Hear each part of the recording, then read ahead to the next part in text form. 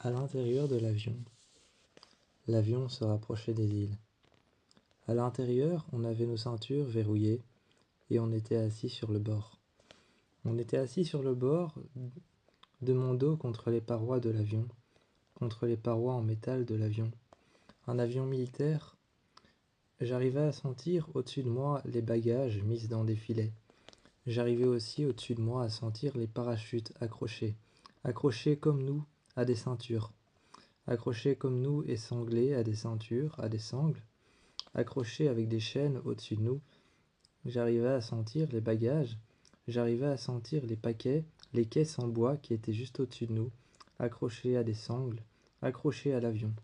J'arrivais à sentir les sacs de couchage qui étaient mis par rangées de trois,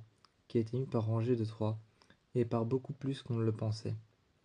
Par rangées de trois, chacun les uns à côté des autres. J'arrivais à sentir les sacs de couchage. J'arrivais à sentir les tentes qui avaient été entassées les unes sur les autres, et j'arrivais à sentir tout le matériel militaire. Les mitraillettes, les fusils, les flingues, les mitraillettes qui étaient toutes mises dans un étui noir. Toutes mises dans un étui noir, elles étaient posées sur le côté au-dessus de nous. À l'intérieur de l'avion, il y avait des militaires qui tenaient leurs sangles d'un air sérieux. D'un air sérieux et neutre, ils regardaient en face les autres militaires qui, comme eux, les regardaient. Ils tenaient les sangles les sangles de la ceinture qu'ils les attachaient contre les parois contre lesquelles on était assis. Nous, on était assis tous les deux et moi, je te tenais la main. Quand l'avion est arrivé, il est arrivé sur une île. Il est arrivé sur une sorte d'île. On a alors tout de suite défait les sangles, on a tout de suite défait les ceintures et nous sommes sortis. Les pieds dans l'eau, l'avion est arrivé. Il est reparti tout aussitôt. Tout aussitôt, il est reparti. Les pieds dans l'eau, je me suis retourné. J'ai regardé alors cette énorme île. Qui était partout recouvert d'arbres, recouvert d'arbustes. Recouvert de petits arbustes aux feuilles sombres et aux feuilles sombres d'un noir intense, presque noir. J'ai regardé ces petits arbustes, aux feuilles noires, vert presque noir, avec des fleurs rouges. Je me suis approché et j'en ai regardé quelques-unes de ces fleurs rouges. Elles n'avaient que 4 pétales et des pistils blancs. Des pistils blancs avec plein de petites boules blanches. Plein de petites boules blanches et des petites boules jaunes. Des petites boules jaunes sur les pistils. Au milieu, le pistil était noir et j'ai regardé la fleur. J'ai pris la peine de regarder la fleur assez longtemps. Il y avait une grande fleur centrale et au pied de la fleur, plein d'autres petites fleurs qui étaient en train de pousser. Elles poussaient sur le pied de la fleur et la fleur poussait au centre. Partout, il y avait des cailloux qui paraissaient humides parce que la mer passait au-dessus, les vagues passaient au-dessus. Les cailloux étaient humides, couverts d'eau, donc ils brillaient. Ils brillaient à la lumière du soleil. Je me suis assis contre l'un de ces cailloux. Ensuite, je me suis mis dessus. Mon regard survolait la mer. Je me suis assis sur l'un de ces cailloux. Ensuite, tu es venu près de moi. Je t'ai fait une place, et nous nous sommes assis sur l'un de ces cailloux. Ils étaient ronds, lisses, et n'avaient pas la moindre fissure. Ils n'avaient pas la moindre fissure. Ils n'avaient pas le moindre accroc, le moindre trou. Ils n'avaient pas été blessés par les vagues ou par la mer. Ils étaient juste ronds, très foncés et lisses, encore plus foncés qu'ils ne l'étaient. On a regardé cette plage de sable fin. On s'y est assis un moment. Il faisait un petit peu froid et humide, peut-être à cause de la taille de l'île, qui n'était qu'une île semblable à d'autres qu'il y avait tout autour. Cette île semblable à d'autres qu'il y avait tout autour, avec des galets noirs, avec ces fleurs qui poussent sur un arbuste aux feuilles très foncées et vertes, avec ces grandes fleurs rouges et ses pistils aux petites boules blanches, sur un pistil jaune avec une trace noire. On a regardé longtemps tout ce qui poussait sur cette île, mais il n'y avait pas d'habitants. On n'allait pas tomber sur un village un peu plus loin. Il n'y avait aucune personne qui est arrivée. On est resté là longtemps, et quand la nuit est arrivée, soudainement, l'eau est devenue noire, elle est devenue obscure. L'eau est devenue noire, obscure, quand la nuit est arrivée. Mais quand la nuit est arrivée, il faisait plus sec. Il faisait plus sec, et je voyais le haut des arbres retomber. Je voyais le haut des arbres retomber quand il faisait plus sec. Je me suis rapproché près de toi et nous avons marché. Nous avons marché le long des vagues, nous avons marché, sentant les vagues cogner contre nos tibias, cogner contre nos pieds. Ensuite, on s'est assis les pieds dans l'eau. On a regardé la surface de l'eau. On a regardé la surface de l'océan. Il n'y avait aucune pirogue, aucun bateau de pêche, aucun bateau de pêche traditionnel. Il n'y avait rien. Même pas un grand voilier, rien du tout. Juste un océan vide. Juste un océan vide et qui était assez grand pour qu'on puisse y voir une surface et un horizon qui était en train de joncher le reste. Cet horizon qui était en train de joncher le reste des falaises tout au bout se présentaient des longues et grandes falaises, des hautes et grandes falaises qui donnaient l'impression de flotter dans les airs. Elles donnaient l'impression de flotter dans les airs car elles démarraient dans l'eau. On pouvait les apercevoir de loin. Mais rien ne les reliait. Ces falaises étaient seules, abandonnées au milieu de l'océan, et poussaient. Dessus, il devait certainement y avoir de la verdure, mais aucune vie. Peut-être de la vie animale, mais pas de la vie humaine. Certaines personnes s'arrêtaient peut-être au bord, peut-être qu'au bord, certaines personnes arrêtaient leur bateau et allaient voir là-bas. Peut-être qu'il y avait des fruits qui ne poussaient nulle part ailleurs, comme par exemple le fruit du cocotier, ou alors peut-être le fruit du cocotier, ou alors peut-être encore certains autres fruits, comme par exemple le fruit du chocolat. Peut-être que certaines personnes allaient en récupérer là-bas, et qu'ils repartaient avec une pêche de fruits dans des filets de pêche ou des filets tout simples. Ils repartaient au village avec leur bateau. Ils traversaient toute la rivière Boa, et ensuite, une fois qu'ils avaient traversé la rivière du Boa, ils arrivaient au village, et leur récolte avait été judicieuse. Et ensuite ils les posaient. Il devait y avoir d'autres bateaux qui arrivaient ensuite.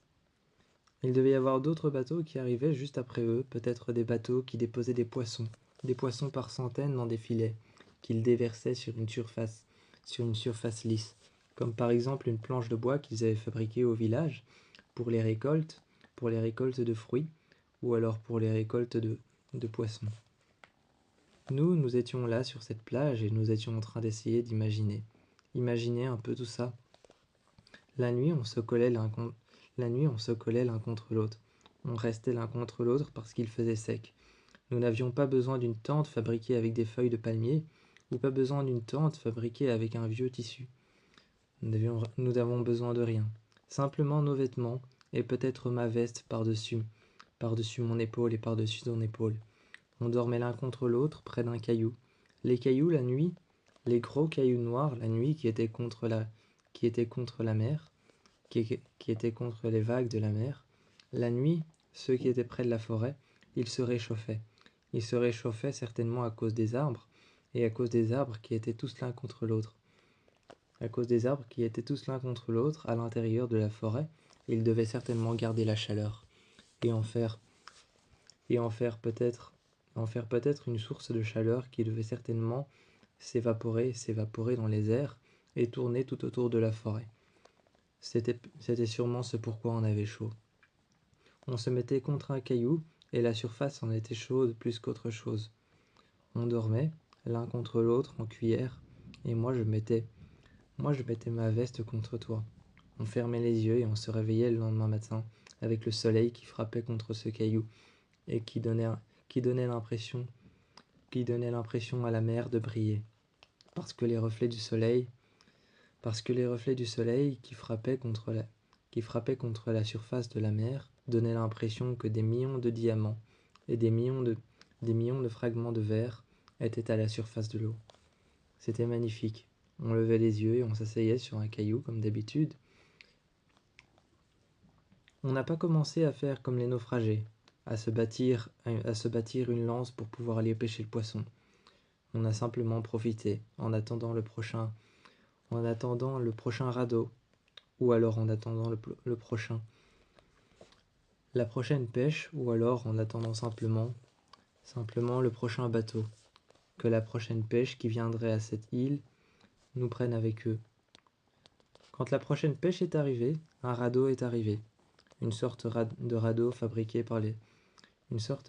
qui avait été fabriqué avec des planches, avec des bouts de bois, et sur lequel il y avait un voile, certainement fabriqué à la main. Il avait l'air usé.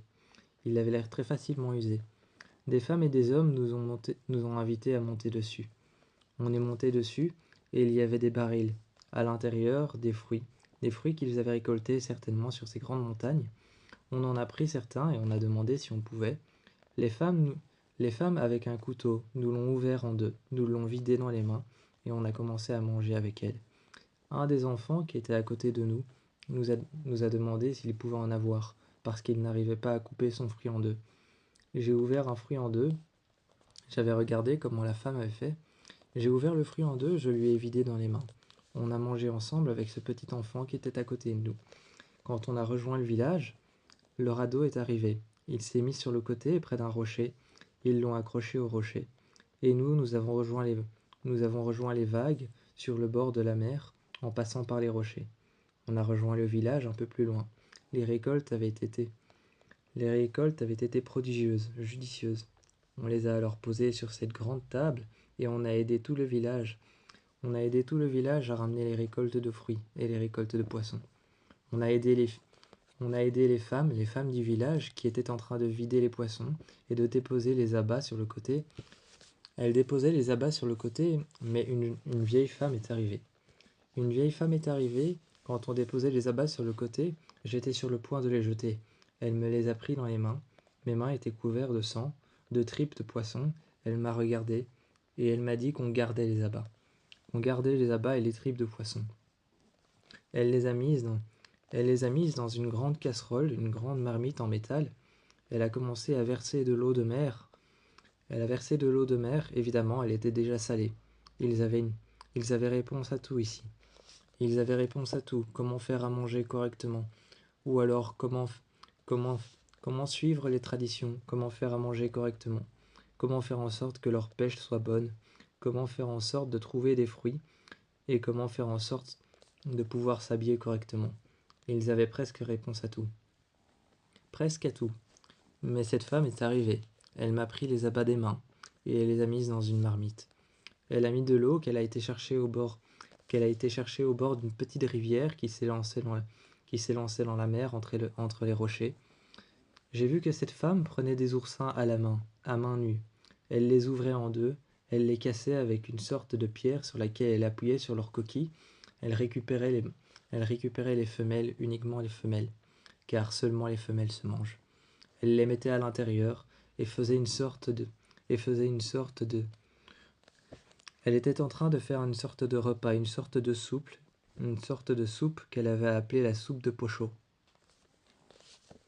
En appelant cette soupe la soupe de pochot, le soir, quand on est retourné à la hutte, un petit enfant est arrivé près de nous. Il nous a présenté un bol avec la soupe de pochot. Je lui ai demandé si c'était ça. Il nous a dit que c'était la soupe de pochot et tout le monde dehors était en train de le boire autour du feu. On les a rejoints et une jeune femme a retiré son voile de ses cheveux noirs et nous a regardés. Elle a retiré son voile blanc de ses cheveux noirs et son voile orange de ses cheveux noirs.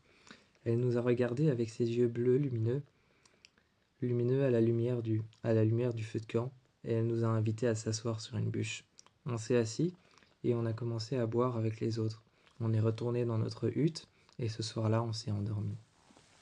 On s'est endormi à deux ce soir-là. Il était vrai que le lendemain matin, le remède de pochot me donnait une forme olympique. J'étais parti à la nage pour pouvoir rejoindre les rochers de l'autre côté, et de loin je te disais « N'aie pas peur, rejoins-moi ». Tu m'as rejoint et nous sommes restés assis sur les rochers un bon moment, regardant les nombreux bateaux qui partaient chercher des fruits et qui partaient une nouvelle fois chercher une pêche qui pouvait être encore plus judicieuse et encore plus nourrissante que la première. On regardait les bateaux partir et on leur faisait signe. Ensuite, nous sommes rentrés de même à la nage. Ce matin-là, je m'étais levé de bonne heure. Une jeune femme est arrivée et a retiré son voile devant moi. Cette jeune femme qui a retiré son voile devant moi est arrivée avec quelque chose en main. Elle avait un sac en main et elle m'a regardé. Elle a déposé son sac sur une table. Elle a déposé son sac sur une table, un petit sac en tissu qu'elle s'était certainement fabriqué elle-même. Elle m'a regardé, elle a regardé mes yeux et elle s'est approchée de mon visage. Elle a regardé mes cheveux qui étaient réellement noirs, du vrai noir. Ensuite, elle a regardé mes yeux. Elle a regardé mes yeux, marron d'un marron très foncé, presque brun noir. Elle m'a regardé et a commencé à parler, en une langue que j'ignorais. Une femme est arrivée, une femme aux longs cheveux lisses. Ces longs cheveux lisses se terminaient en pointe, et sur ces longs cheveux lisses, il y avait une sorte de marque blanche. Au bout de ces longs cheveux lisses qui se terminaient en pointe, il y avait une marque blanche et une marque jaune, une marque rouge, et ça montait en dégradé. Ça montait en dégradé de couleurs un peu plus vives. Cette marque blanche terminait ses cheveux qui étaient coupés en pointe comme un triangle, juste au bout de ses cheveux. Juste au bout de ses cheveux, tout était blanc, et puis il y avait des marques dans ses cheveux qui avaient été mises. De la peinture, certainement. Certainement qu'elle avait trempé ses cheveux dans un seau. C'est ce qu'elle nous expliquait. Elle nous expliquait que les femmes qui ont été bénies par les dieux, ou alors qui ont été bénies par les divinités, trempent ses cheveux dans l'eau. Ensuite, un homme vient derrière elle, leur met la tête en arrière, et cet homme leur dessine un rond, un cercle. Elle leur dessine un cercle blanc sur les cheveux, et leurs cheveux qui sont coupés en pointe sont alors eux-mêmes dessinés d'une trace blanche, d'une trace un peu plus jaune et d'une trace un peu plus rouge. Cette trace un peu plus rouge et cette trace juste en dessous, un peu plus rouge orangé, veut dire qu'elles sont des femmes qui ont été marquées par la main de leur Dieu, marquées par la main des divinités. Ces femmes ont le pouvoir de réclamer les choses à certaines personnes ou alors d'en offrir. Quand elle m'a vu moi avec mes cheveux qui étaient noirs, un vrai noir, un noir naturel, elle m'a regardé et elle est venue à côté de cette femme. À côté de cette femme, elle m'a traduit en français. En français, elle m'a traduit que cette femme disait que mon noir naturel et mes cheveux noirs naturels et mes yeux presque noirs, mes bruns foncés, était un signe de divinité, qu'on avait touché, que la main de Dieu ou que la main d'un esprit, un esprit très puissant, avait touché mon dos, avait touché mon visage, que sa main s'était posée sur mon visage, sur moi, que j'avais été touché par les esprits. Ensuite, j'ai réveillé tout de suite après Vren. J'ai réveillé Vren et je lui ai dit que mon fiancé avait aussi un physique atypique. Quand j'ai réveillé Vren, il s'est réveillé. Et là, je lui ai dit de s'habiller. Je lui ai lancé un t-shirt, je lui ai lancé un sweat et je lui ai mis un jeans qu'il a tout de suite enfilé. Quand je lui ai mis un jeans qu'il a tout de suite enfilé, un jeans noir correspondant à la couleur de ses cheveux, il l'a enfilé, je lui ai donné une ceinture, il l'a mise, et je lui avais aussi donné un t-shirt noir avec une barre blanche, une barre blanche qui était au niveau de ses pecs, et deux autres barres blanches qui étaient au niveau juste des manches courtes de son t-shirt. Il a mis un sweat blanc et il est arrivé. Quand il est arrivé devant cette femme, Cette femme a aussi regardé ses cheveux qui étaient couverts de ces petites fleurs blanches, ses cheveux qui étaient couverts de ces petites fleurs blanches qui tombaient des arbres, et ses cheveux qui étaient complètement noirs. La jeune femme a retiré chaque fleur qui tombait de ses arbres, et a regardé ses cheveux qui étaient noirs. Elle a regardé ses yeux, son visage, la couleur de sa peau qui était une peau de couleur caucasienne, et ensuite a regardé ses yeux bleus, bleu glacial, presque blanc. Elle l'a regardé un instant et a dit qu'un mauvais esprit l'avait touché. Quand on leur a dit où est-ce qu'ils habitaient, où est-ce que nous on avait habité, ils nous ont regardés. On leur a dit alors qu'on habitait près de Salem, qu'on habitait à la Nouvelle-Orléans, que c'est là-bas qu'on avait habité, à la Nouvelle-Orléans près de Salem. Quand on leur a dit que eux ils habitaient ici, dans un endroit où le monde des esprits est omniprésent, et qu'on ne s'attendait pas à ça, que moi j'avais été touché par la main des dieux, et que lui avait été touché par un mauvais esprit. Ils nous ont proposé un voyage sur la rivière Boa. Quand ils nous ont proposé un voyage sur la rivière Boa, on y est allés tous les deux. Je ne sais pas pourquoi, sur la rivière Boa, quand on est montés tous les deux, l'homme qui était juste avec nous dans la pirogue, qui était avec nous dans le bateau, t'a regardé toi différemment de ce qu'il avait entendu avec la femme qui lui avait parlé. La femme qui lui avait parlé de toi en te montrant du doigt. Elle avait un tatouage blanc sur les mains, encore de la peinture, avec de la peinture jaune orangé, et avec de la peinture rouge. Ce tatouage sur sa main, et qui montait le long de son bras, à la moitié de son avant-bras. Et un autre tatouage qui était fait avec de la peinture, était juste au niveau du haut de son bras. Et j'ai regardé cette femme parlait de toi à l'homme. L'homme est monté alors sur le bateau, t'a regardé toi, bizarrement, et m'a regardé moi, comme s'il était émerveillé. Je me sentais séparé de toi, plus jamais je ne voulais ça. On a alors traversé la rivière Bois. Ils nous ont emmenés le long d'un escalier qui commençait au bord d'une falaise. Tout en haut, il y avait un temple. Le temple était complètement rempli de personnes qui avaient des vêtements, des saris oranges et des saris jaunes, et plein de colliers pour les femmes. Les hommes avaient des petits bijoux qui leur étaient plantés sous les yeux et au-dessus des yeux. Les hommes avaient des petits bijoux qui étaient plantés juste sous leurs yeux et juste au-dessus de leurs yeux, juste sur le côté, à l'arcade aussi. Ces hommes nous ont accueillis avec les mêmes bijoux que portaient les femmes. Les mêmes bijoux que portaient les femmes, des sortes de colliers. Des colliers qui avaient été faits avec des os qui avaient été colorés. Des os qui avaient été colorés avec de la peinture qu'elles fabriquaient. Elles ont alors trempé tout de suite nos colliers, elles les ont trempés dans une grande marmite remplie d'eau qui était en train de bouillir, sur lesquelles, juste au bord, il y avait des fleurs blanches qui étaient en train de pousser. Les fleurs blanches étaient en train de pousser autour de cette marmite en métal, et à l'intérieur, l'eau était très chaude et faisait s'évaporer de la vapeur juste au-dessus. Les fleurs qui adhéraient fort à ça, avaient des pétales très écartés les unes des autres. Des pistils, trois pistils qui étaient jaunes, orangés, et à l'intérieur un petit peu rougeâtre et noir. Elles ont pris alors une des fleurs et nous ont demandé de boire dedans, de boire ce qu'il y avait sur les pétales, et de manger les pétales. On a mangé les pétales et elles nous ont invités.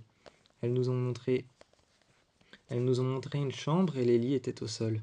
De loin, on pouvait voir les montagnes. On pouvait voir les montagnes et la rivière Boa. Il y avait encore des gens dessus. Quand on est arrivé, on avait été bénis. Les femmes sont arrivées. Ils nous ont dit qu'on avait été touchés par la main d'un dieu. Elles t'ont expliqué quel était ton dieu et quel était l'esprit malin qui t'avait touché toi. Quand on a vu ça et quel était l'esprit malin qui t'avait touché toi, je me suis mis près de toi le soir. J'ai éteint la lanterne qu'ils nous avaient donnée et j'ai dit plus jamais ça. Je veux plus jamais être séparé de toi. Je veux plus jamais qu'on me dise du mal de toi, même si c'est du monde des esprits. Et je suis resté contre toi toute la nuit, en disant plus jamais séparé, et en tenant ma main juste au bord du bas de mon ventre.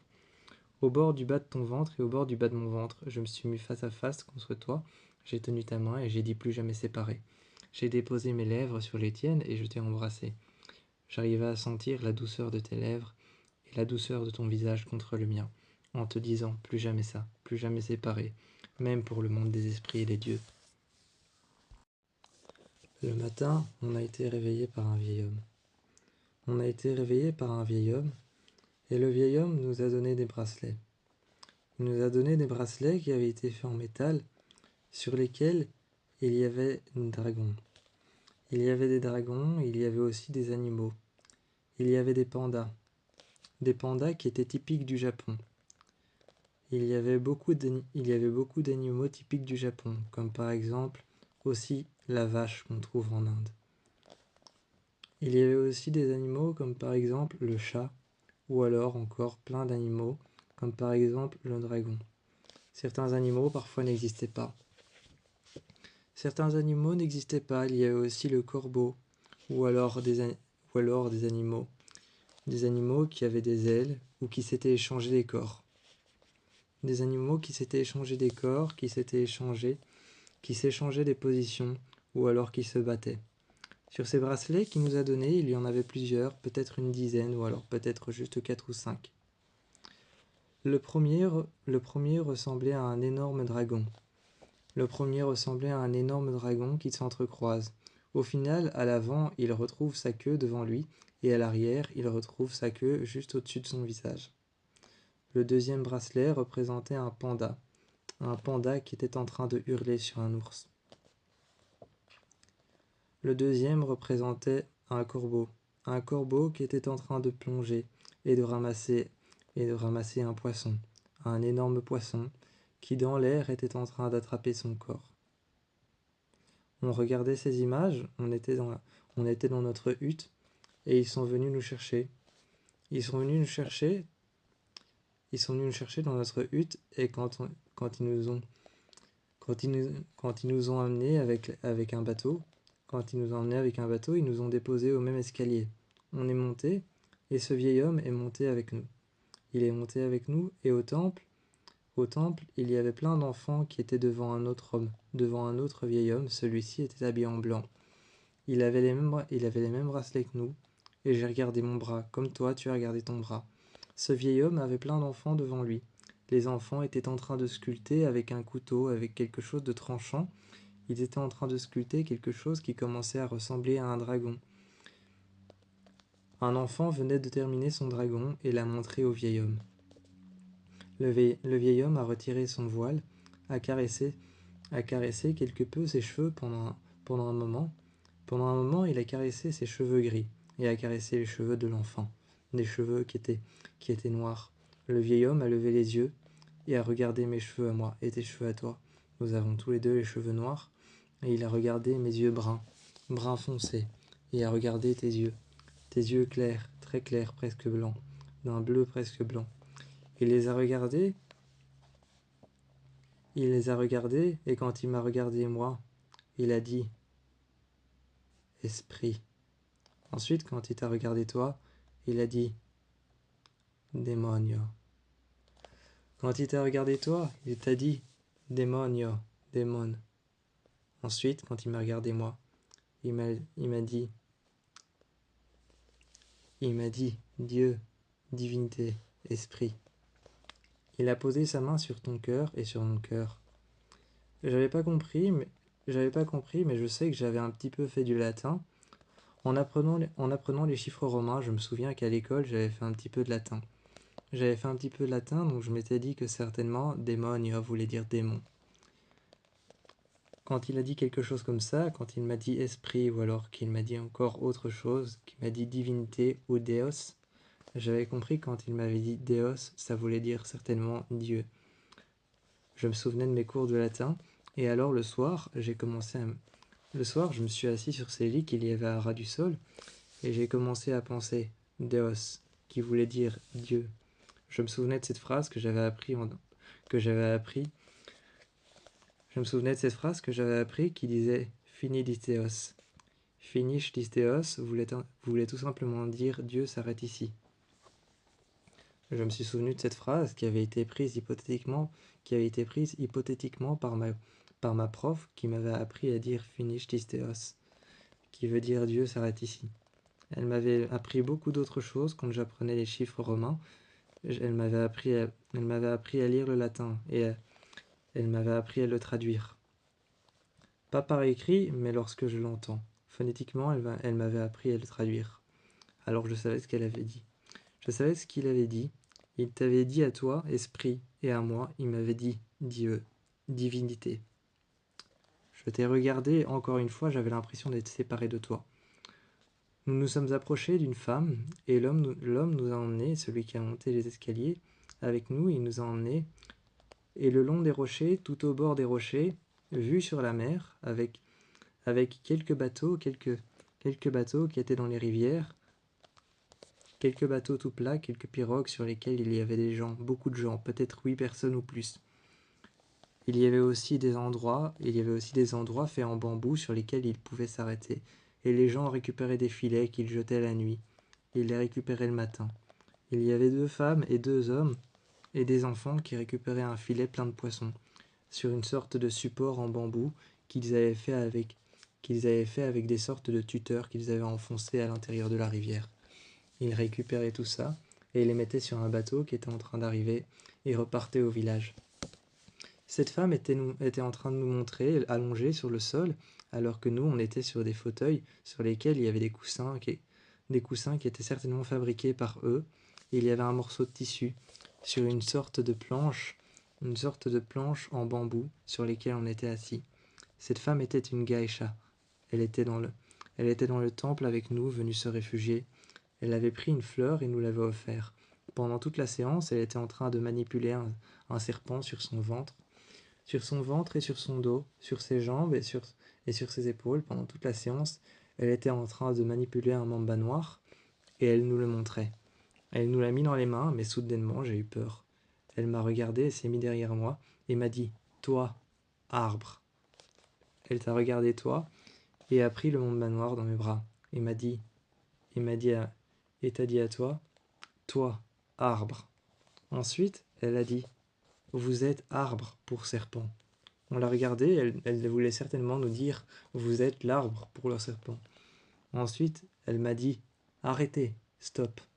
Et elle t'a dit à toi « Arrêtez, stop ». Je l'ai regardé. J'ai posé le serpent dans le panier dans lequel il était, et elle l'a récupéré, elle l'a remise dans les bras, et elle m'a dit « Vous, pas bouger, vous, pas bouger. Toi, vous être arbre pour serpent ». Elle nous l'a remis dans les bras, on avait compris qu'on ne devait pas bouger, c'était le serpent qui s'adaptait à la position qu'on prenait. Mais si on bougeait, il se réadaptait, et ça perturbait le serpent, ça perturbait l'animal. Elle nous disait « Vous, pas bouger ». Je gardais les bras devant moi, et je sentais qu'il commençait à serrer mon épaule un peu plus fort. Je me sentais séparé de toi parce qu'on le faisait chacun à notre tour. Encore une fois, on est monté au temple, tout en haut de cette montagne. On est monté le long des escaliers. La jeune femme et les 2 vieils hommes nous ont suivis. Ils nous ont ouvert les portes de notre chambre et je me suis couché. Je sentais encore la présence du serpent sur ma jambe qui serrait très fort ma cuisse. Et quand tu l'avais dans les bras, je te sentais en danger, je ne te sentais pas rassuré. Encore une fois, je t'ai pris près de moi et j'ai dit ça, plus jamais. Plus jamais. Je t'ai regardé et cette nuit-là, je me suis endormi tout de suite. Car l'impression de te sentir en danger me faisait presque peur. Ce qui m'a fait m'endormir et sombrer dans le sommeil. Ça a sûrement dû être toi qui a éteint la lampe. Ça a sûrement dû être toi qui a éteint la flamme à l'intérieur de la petite lampe en voile qu'il nous avait donnée. Mais je me suis endormi tout de suite auprès de toi, en te disant une dernière fois, ça, plus jamais, l'impression d'être séparé de toi. La Nouvelle-Orléans et la Nouvelle-Angleterre ont toujours été des villes calmes. La Nouvelle-Orléans et la Nouvelle-Angleterre ont toujours été des villes calmes, mais malgré ça, ces villes ont toujours été très terrifiantes. Elles ont toujours été très terrifiantes la nuit, et souvent même à leur solstice, que ce soit le matin ou le soir, au solstice de la lune, ou alors au solstice du soleil, le matin ou pendant la nuit. Ces villes ont toujours été terrifiantes, elles ont toujours été vouées à un culte, comme par exemple tout ce qui est, vampire, ou alors tout ce qui est chauve-souris effraie les gens de là-bas. Tout ce qui est vampire, tout ce qui est encore les personnes qui boivent du sang.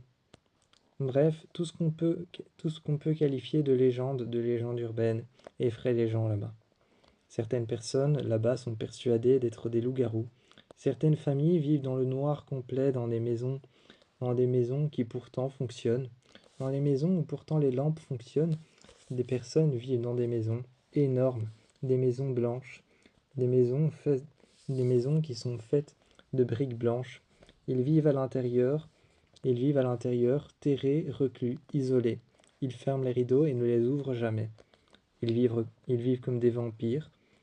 Ils vivent la nuit, ils sortent la nuit, mais ne sortent jamais le jour. La Nouvelle-Orléans, la Nouvelle-Angleterre aussi, sont deux endroits dans lesquels les légendes prennent vie. Quand on est arrivé devant ce magasin, qui vendait ces drôles de petits chats qui ont une patte qui bouge en avant et en arrière, je voulais tout de suite en acheter un. Je voulais tout de suite en acheter un pour notre maison à Salem. Salem a toujours été connu pour le procès des sorcières. Alors je voulais en acheter un. Quand on est rentré, il y avait cette femme qui racontait de drôles d'histoires à propos du Japon. Elle regardait tous les enfants qui avaient autour d'elle et disait « Il était une fois ». Et le récit commençait. Le récit commençait pendant que nous, on était en train de regarder ces petits chats qui avaient un nom au Japon. Ces petits chats qui avaient un nom au Japon, un nom bien spécifique, mais je ne m'en souviens plus. Ils étaient marrants, ils étaient beaux. Ils étaient tellement beaux et tous différents. Mais moi j'en voulais un doré, sur un socle rouge, pour que ça aille bien avec notre intérieur. On était resté tellement longtemps ici que je ne me souvenais plus de notre maison. Je ne me souvenais plus de notre maison, je n'avais même plus aucune idée de comment elle était. Il me fallait une photo pour m'en rappeler. Alors à chaque fois je prenais mon GSM et je mettais une photo à côté. Devant la caissière, j'ai pris ce petit chat et je lui ai dit « Je veux celui-ci ». Elle m'a sorti le nom de comment il s'appelle au Japon et elle m'a dit « Vous voulez ça? Vous voulez en acheter un ?» Et j'ai dit oui. Elle m'a demandé pourquoi. Elle m'a demandé c'était pour protéger quoi ou pour protéger qui. J'ai haussé les épaules et j'ai dit pour me protéger de tout, pour me protéger de tout. Elle m'a regardé et m'en a proposé un de taille moyenne, un peu plus grand, si c'était pour me protéger de tout. Parce qu'un chat protège d'une seule chose, la santé, l'amour, la gloire, la richesse, mais ça ne peut être qu'une seule chose. Les plus grands peuvent protéger de plusieurs choses en même temps. Elle m'a regardé et elle m'a dit « Celui-ci devrait vous convenir ». Je l'ai pris et finalement, on s'en est allé avec un sac. Il était assez lourd. Quand je l'ai posé au temple, on est remonté. La jeune femme qui avait le serpent, qui avait le mamba noir, nous a dit « Vous avez acheté gris-gris ?» Je l'ai regardé et j'ai dit « Qu'est-ce que c'est un gris-gris ?» Gris-gris, quelque chose qui protège. Ensuite, lorsque nous sommes revenus, on s'est mis dans notre chambre. On a ouvert les portes coulissantes que le vieil homme voulait faire quand il nous avait suivis. Quand il nous avait suivis avec notre achat, avec mon sac dans les mains, il nous avait suivis et voulait ouvrir les portes pour nous. Parce que nous étions toujours leurs hôtes. Mais on était toujours les hôtes du village, même si on était encore partis du village et qu'on était allés dans un temple. On était les hôtes du temple. Ils nous ont alors offert une fleur qu'on pouvait manger. On l'a mangée et on s'est installé. J'ai posé le chat à un endroit bien précis où le soleil donnait. Sa patte a commencé à aller et venir et je l'ai regardé. J'ai fermé les yeux, je me sentais protégé en plus de ton bras qui longeait mon corps, mon épaule, et en plus du baiser que tu as donné dans mon cou, je me sentais protégé bien plus avec ce chat, mais bien plus avec toi dans mon dos. Si les réceptacles et les grilleries existaient, qu'est-ce que nous avions devant les yeux? Qu'est-ce que nous avons devant les yeux ce soir-là quand on est descendu? Quand on est descendu au village, qu'est-ce qu'on avait devant les yeux? Un énorme cortège qui passait devant nous. Il y avait des femmes et des hommes qui étaient en train de tenir un dragon géant. Ce dragon géant avait été fait avec des draps de différentes couleurs, tenus par des bâtons en bambou. Il avait une tête énorme qui avait été certainement fabriquée avec du bambou, avec du bois ou alors peut-être avec d'autres arbres. Avec un arbre d'ébène, ils avaient fabriqué une tête noire qu'ils avaient maquillée avec de la peinture rouge, de la peinture jaune et de la peinture orangeâtre. C'était une, c'était une tête qui devait être très lourde. Cette tête devait être très lourde. Elle avait été faite en bois d'ébène, un bois et un arbre connu particulièrement pour son cœur qui est noir, noir, vraiment noir. Il n'est pas brun, il n'est pas brun très foncé comme mes yeux, il est noir, vraiment noir. Le bois d'ébène, connu pour être un arbre très solide et connu pour être l'arbre le plus solide, a un cœur noir, noir foncé comme le goudron, foncé comme l'essence. Connu pour ça, ils l'ont pris pour pouvoir en faire la tête. Et je regardais le dragon, j'écoutais les musiques typiques et les femmes qui avaient des djembés, qui avaient des tambours entre leurs mains. Elles étaient assises sur le côté. Elles étaient assises sur les côtés et nous regardaient. Certaines geishas avaient de longs vêtements avec des dragons sur leurs vêtements, ou alors encore des fleurs de lotus, ou beaucoup d'autres fleurs différentes, des fleurs rouges, des fleurs différentes avec des oiseaux qui tournaient autour. Des oiseaux et des dragons étaient souvent la chose qu'on voyait sur les vêtements là-bas. Une geisha nous a montré. Une geisha nous a fait un signe et elle a apporté son djembé. Elle nous l'a donné et on a continué dans le cortège. Un homme s'est mis devant nous et nous a alors inscrit des inscriptions. Il a dit qu'il était un scribe et une geisha est venue. Elle nous a expliqué pourquoi est-ce qu'il avait fait ça. Pourquoi est-ce qu'il avait fait ces marques noires sur nos joues et sur notre front. Pourquoi est-ce qu'il avait inscrit ces points rouges au-dessus de nos yeux. C'était pour nous protéger, pour la protection. Elle mettait son doigt sur notre visage et disait ça pour la protection, en montrant les points rouges. Elle disait ça pour l'amour, ça pour la fidélité. Et elle montrait tous les signes qu'il avait écrits.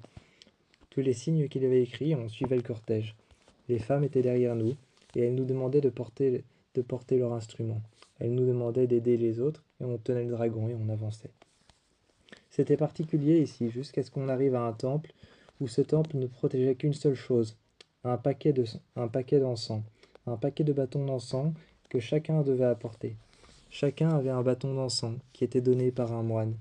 Et ce moine donnait un bâton d'encens à tout le monde, on le brûlait et l'apportait au temple. Au temple, au milieu, il y avait une bassine sur laquelle flottait une planche en bois, et cette bassine était remplie de fleurs de lotus. Les fleurs de lotus poussaient autour du temple, on devait en cueillir une et la mettre dans l'eau. La vapeur s'émanait encore, l'eau était chaude à cause du soleil qui frappait au-dessus du temple, et l'encens devait être béni, montré au soleil et déposé juste sur cette planche en bois. Une fois que c'était fait, on pouvait retourner au village. Les geishas nous bénissaient avec une sorte de rituel en brûlant des feuilles. Avec une plume, elles faisaient une sorte de rituel où elles passaient cette fumée. Elles passaient cette fumée avec la plume tout autour de notre corps, autour plutôt de nos épaules et de nos bras. Et une fois que c'était fait, on pouvait rentrer. On rentrait alors en haut de la falaise. En haut de la falaise, on rentrait, on prenait les escaliers avec le vieil homme. Et ce jour-là, je me suis senti tellement bien que ce détachement que j'avais eu à cause des rituels là-bas avec toi avait disparu. Je me suis senti rapproché de toi et ce soir-là, je me suis endormi en tes bras. Sachant que tu étais tout près de moi, j'ai éteint la lumière et le noir ne faisait plus qu'un avec toi, moi, nous deux. Le noir, l'obscurité et le reflet de la lune peut-être sur les falaises et sur l'eau ne faisaient plus qu'un avec nous deux. Et on entendait l'eau qui était en train de bouillir et la vapeur qui rentrait à l'intérieur de notre chambre. Ça réchauffait la pièce et je me sentais proche de toi.